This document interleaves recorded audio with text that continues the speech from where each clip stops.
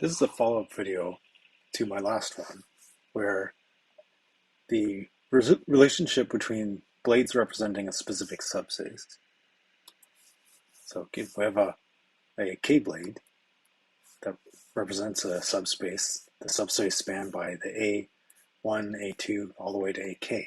And we make a linear transformation that where each of the AIs is some combination of BJs, where BIs and where the BJs and AIs are each vectors. Then there is a constant relationship between the K blade, between the original K blade from the span of the AKs and the K blade through the span of the BKs, and that relationship is the determinant of the linear transformation. This has in the special case that these B1, B2, BKs are all orthonormal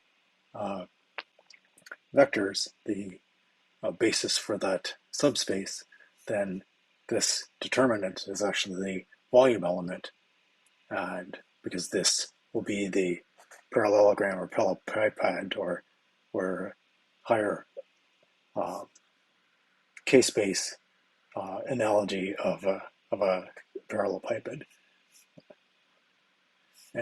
So let's understand this relationship a little bit, and also I'm going to start with exactly what we mean by determinant, starting from what I would consider the typical high school definition of determinant.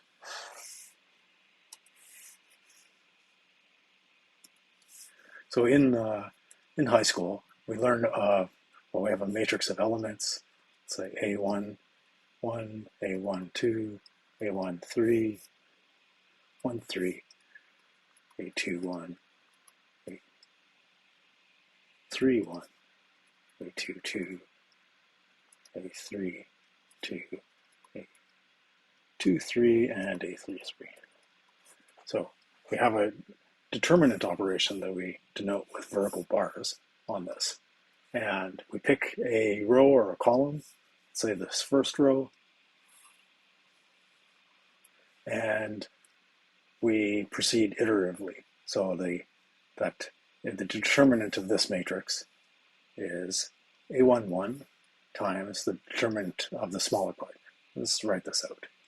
So that determinant is A11 times the determinant of the matrix that's left over if we remove this first column and this first row from the matrix. So we're left with A22, A23, A32, A33. Now we move to the next element and change the sign. Every time we move to another, from the first element to the next, we toggle signs. So if we're expanding the determinant along this first row, we now have minus A12 times the determinant of the matrix elements that are left over when the first row and the second column are removed. So that is A21, A23, A31, and A33. Now we'll move to this next element and now take the determinant of the last part of the matrix, and this is becoming illegible, but what we have is A13 times the leftover, which is A21, A22, A31, and A32. Now, 25, 30, whatever years ago I learned determinants, this was how I was taught it, and then you proceed in the same fashion to get the determinant of each of these remaining parts. So if we do a determinant expansion of, let's just take a 2x2 matrix and do its determinant. So that's the determinant of A11, A12, A21, A22, And we'll proceed the same way, expanding the determinant along the first row. And that's arbitrary. We could pick the first column, or we could pick the second column. If we pick the second column, we have to change the sign because we moved over one. We could pick the second row. If we do that, we have to change the sign because we moved down one row.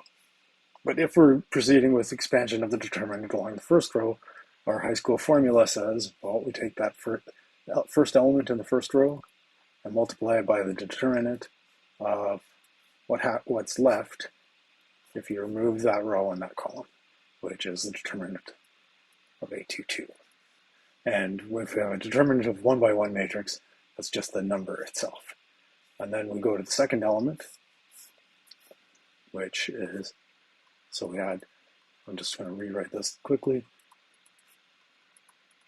If we're expanding the determinant of this, with respect to this element, then we cross out the first row and the second column. All we're left with is the diagonal opposite. And so we have A12 times the determinant of A21. There were names for these, I think maybe in cofactors or something like that. Names probably not important. Well, it's not important to me, but so what we're left with is just A11, A22 minus A12, A21. And there's a pattern to this. We have the first index is the same in both cases, and the second index is the same in both cases, but our second index toggles. And second index toggles, and every time we have a toggle index, so we had index 1, 2 pair here, and we had an index 2, 1 pair, which is a odd permutation of 1, 2, and for every time we have an odd permutation, we end up with a negative sign. So we can summarize this as the sum over ij of A1I, A2j times the completely antisymmetric tensor epsilon ij. And if I'm remembering names right, that's also called the Levi-Civita tensor in physics. But the idea here is that E11 equals 0, E22 equals 0. Anytime there's any index that's the same, it's 0. E12 or epsilon 12 is 1, but epsilon 21 is a minus 1. So that is the completely antisymmetric tensor of second order two indices. So we have a nice little expansion of our determinant of all the elements ij, and that is the elements ai, a1i, a2j times the antisymmetric tensor epsilon ij. So there's our determinant. This was not how a determinant was expressed of a 2x2 matrix in high school. And this is going from the high school representation of a specific algorithm and coming up with a compact expression for that relationship. We can go and do the same thing for the 3x3 expansion. And so we had a 1, 1, 1, 2, 1, 3, 2, 1, 2, 2, 2, 3. I'm not bothering with all the A's in this case. Oops, that's 3, badly written. 3, 2, 3, 3.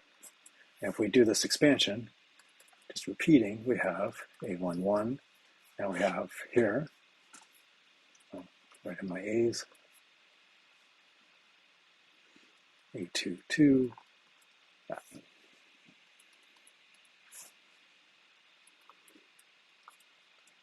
Times a 3, 3 minus a 2, 3.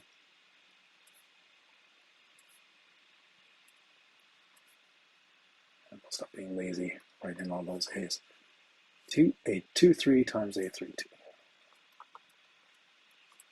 And then we have minus, we're moving position and taking the determinant of everything that does not include the first row or the second column. So we have A12 times A21, A33 minus A23, A31, now plus A13 times A21, A32 minus A22, A31. So there's our determinant written out in long form for a 3x3 matrix. Now, we can write this whole thing as that one single kind of expression, just to show that we can do that.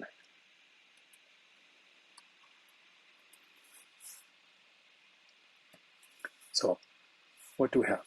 So in each case, we have 1, 2, 3.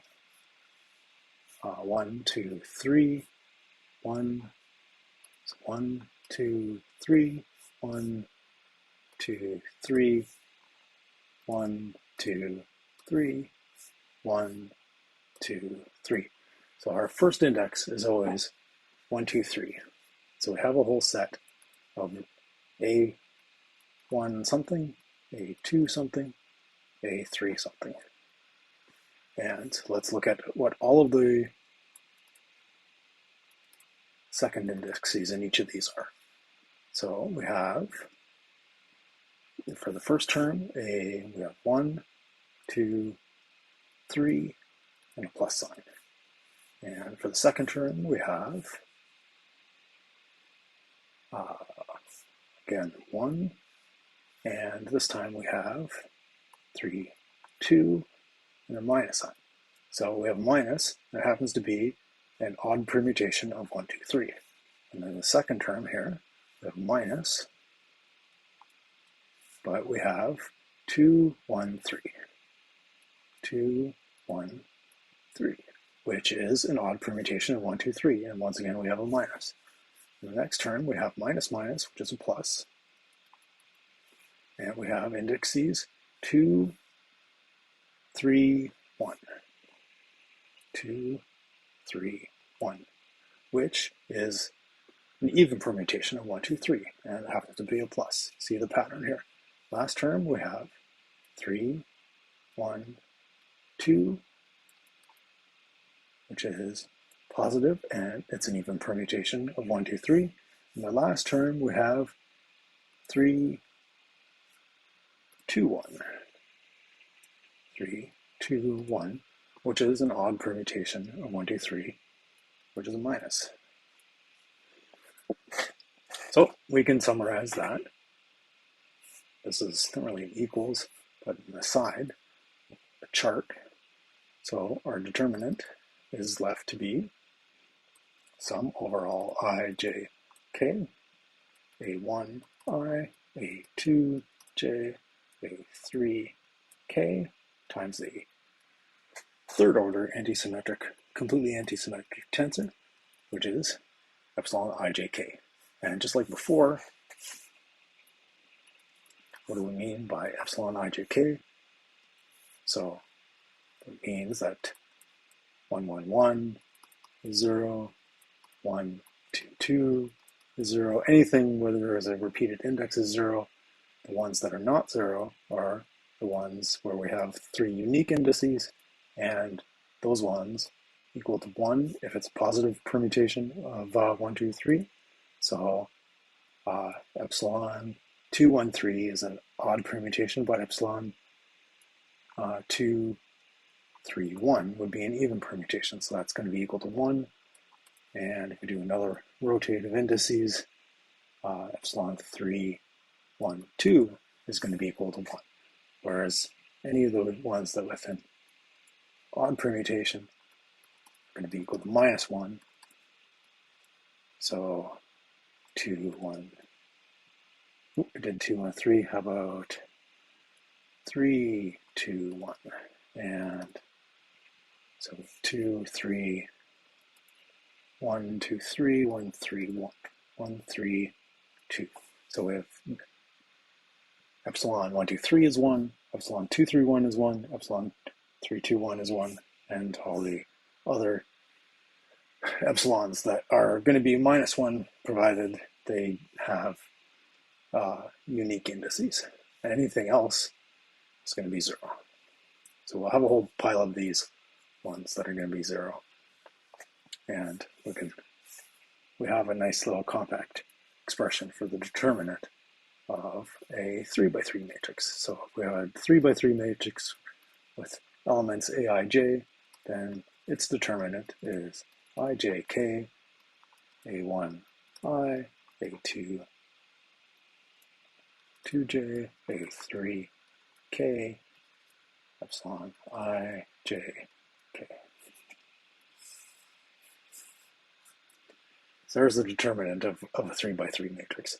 Not exactly how we learned it in high school, but we can derive this representation from the high school algorithm, and we go on and do this for higher order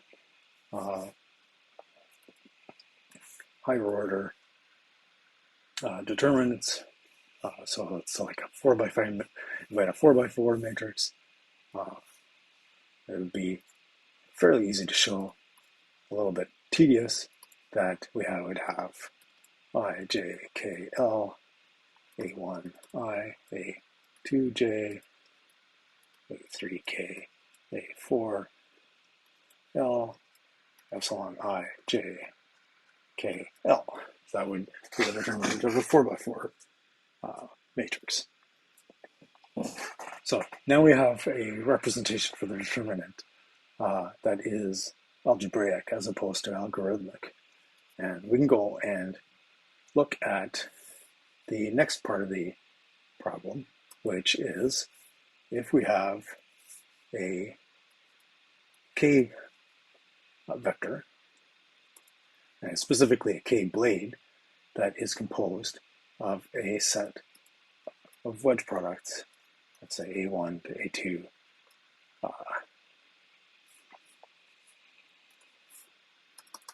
all the way to the wedge of ak. And if we make a linear transformation of these ak vectors, such as ai is aij, bj, then what we'll find that we have a relationship that involves a determinant that relates b is going to be something times b1 wedged with b2 with bk. So let's write this out explicitly. Start with the two blade case. So b is a1 wedged with a2. Nice and simple.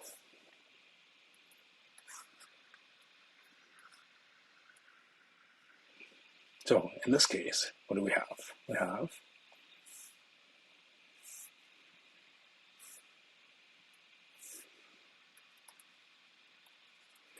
have the sum of a1 I times bi wedged with a2j bj, and this is the sum over all ij's.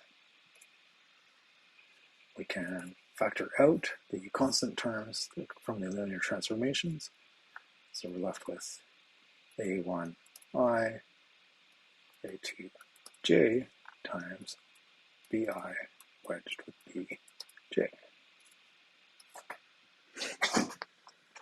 Now, we have, this is the sum over all ij's, but if any I equals j, then those elements are killed in the sum. So if we had b1 wedged b1, that's going to be equal to 0, and b2 wedged b2 equals 0.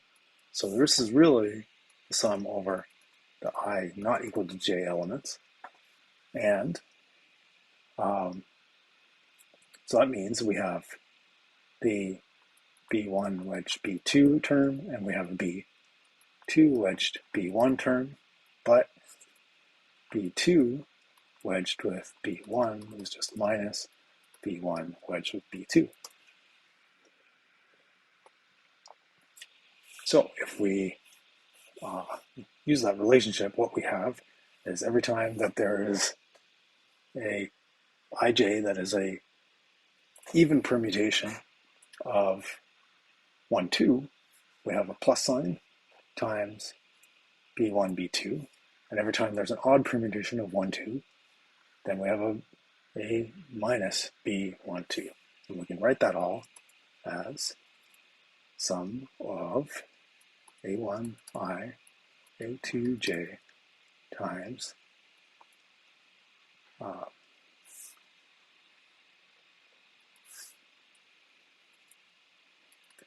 epsilon ij b1 wedged b2. And what do we have? We have the determinant of the linear transformation of A that takes us from the subspace represented by the span of A1, A2 into the subspace represented by the span of B1, B2, which is the same subspace. So we can say that this equals the determinant of Aij B1, B2. So we have the determinant naturally fall out of the relationship between two different representations of a subspace. Clearly, if we do this for a higher degree blade, such as B equals A1 wedged with A2 wedged with A3, we get the same kind of thing. It's going to be the sum of the A1I, A2J, A3K. I'm just writing it out here, skipping a step, times B1, BI, wedge with BJ, wedge with BK, and we'll clearly just do the same trick. So that is the sum of A1I, A2J, A3K times the completely antisymmetric tensor of rank 3, all times B1 wedged B2 wedged with B3. And sure enough, we have the determinant of the linear transformation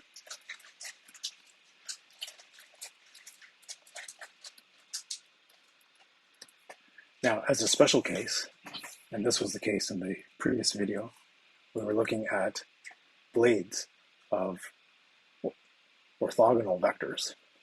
So we had, in that case, we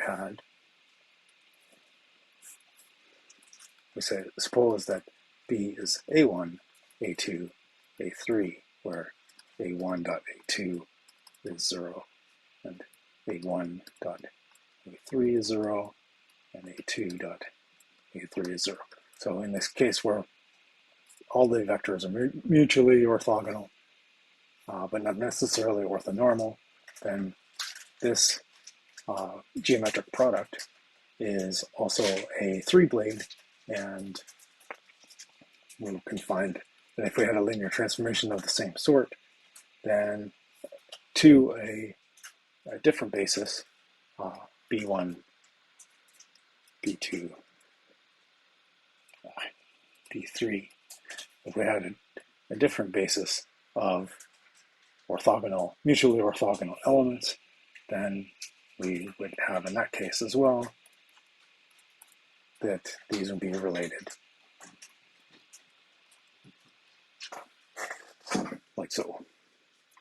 And in the last kind of special case of this, if all of these B's are all orthonormal, then this becomes the unit element of the volume.